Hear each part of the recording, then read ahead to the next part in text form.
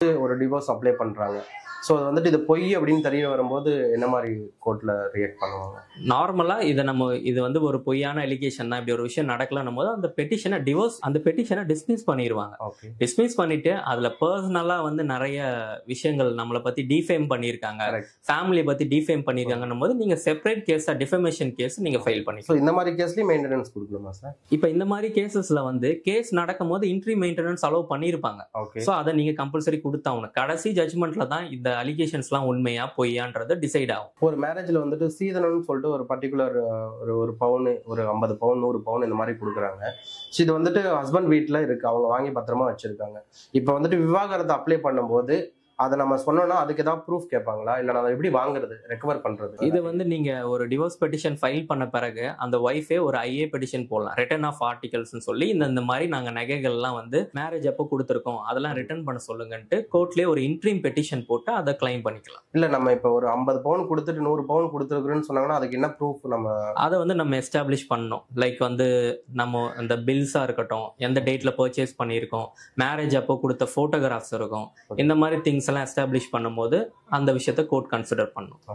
இப்போ ஒரு விவாகரத்து கேஸ் வந்துட்டு கோர்ட்ல ஃபைல் பண்றோம், ஒரு 2 மந்த் ஆகுது, 3 மந்த் ஆகுது, யாருமே வந்துட்டு அதுல ஆஜர் ஆகல. ஸோ இந்த கேஸ் என்ன பண்ணுவாங்க? மேக்ஸிமம் 2 பேருமே ஆஜராகல, மனுதாரரும் ஆஜராகல, எதிர் மனுதாரரும் ஆஜராகலன்னும் போது கேஸ் வந்து டிஸ்மிஸ் ஆஸ் டிஃபால்ட்ன்ட்டு கேஸை டிஸ்மிஸ் பண்ணிடுவாங்க.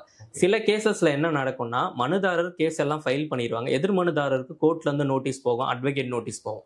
எதிர் மனுதாரர் என்ன நினைச்சுப்பாங்கன்னா, நான் நோட்டீஸ் வாங்கினா தானே பிரச்சனை, நான் நோட்டீஸே வாங்கல, அப்ப என் மேல எதுவும் உத்தரவு போட மாட்டாங்களே. இது வந்து வெறும் ஃபேமிலி கேஸ்ல மட்டும் கிடையாது, நிறைய சிவில் கேஸ்லயும் இந்த ஒரு மென்டாலிட்டி மக்கள் கிட்ட இருக்கு. ஆனா அந்த மாதிரி அவங்க அந்த நோட்டீஸை வாங்காம ரெஃப்யூஸ் பண்ணாலோ இல்ல வாங்கிட்டு அந்த ஹியரிங் கோர்ட்டுக்கு போகாம இருந்தாலோ ஒருதலை பட்சமா உத்தரவு போட்டுருவாங்க. அதாவது மனுதாரர் கேட்கிற பரிகாரம் என்னமோ அதை அப்படியே உத்தரவா பாஸ் பண்ணிடுவாங்க. அதுக்கப்புறமா எதிர் மனுதாரர் வந்து அப்பீல் ஃபைல் பண்றதோ என்னவோ அதுக்கப்புறம் அவர் ஃபேஸ் பண்ண வேண்டியது வரும்.